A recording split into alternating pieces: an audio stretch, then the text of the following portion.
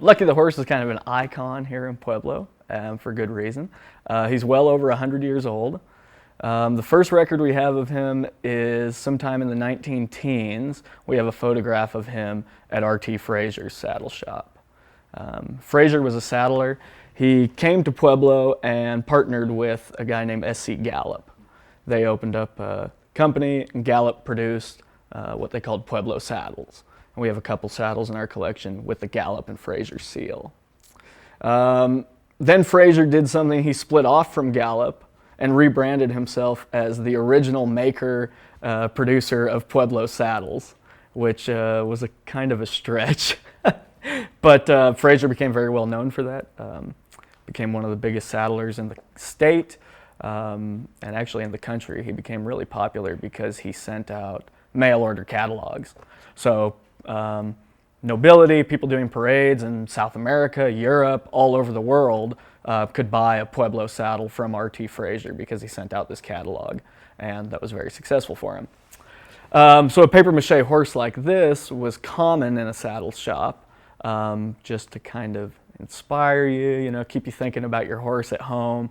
If you like to see how the thing fits, you could test out the cinches, that kind of thing. And originally, I think Lucky was white. The earliest picture we have of him, he was white, kind of interestingly. So anyhow, he was in Frazier's shop, and June 3rd, 1921, there was a hell of a rainstorm here in Pueblo. It just rained and rained and rained like mad. The snow melt was coming down. It suddenly got very hot that summer after a fairly cool spring, and all that snow melt raged down the Arkansas, met with that rain that was coming down, and Lucky the horse, along with a lot of other things, was swept out of Frazier's store. The storefront was just busted open by the strength of the river, and Lucky the horse was carried away with it.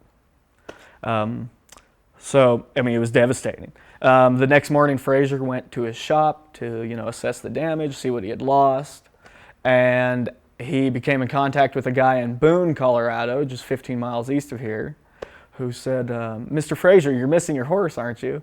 And he said, "Yeah, how'd you know that?" "Well, I think he's up in this cottonwood tree on my land," 15 miles down the river from Pueblo.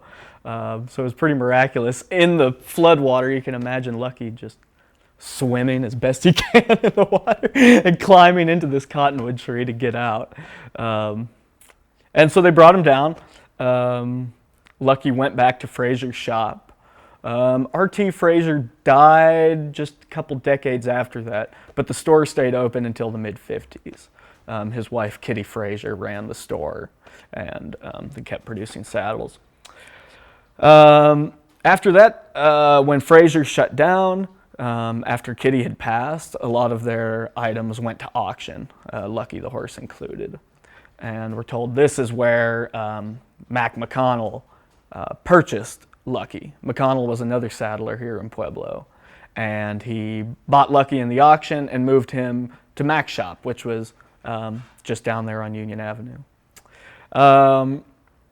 So he was there for a few decades. The saddle shop was a family business among the McConnells, and then in 1989, Anderson Carpet, which is right next door to McConnell's saddle shop, caught fire. All the vinyl and things like that was in the carpet just burned like hell. It was very hot, and it ended up traveling from the carpet factory into McConnell's shop, and it burned down, and burn out.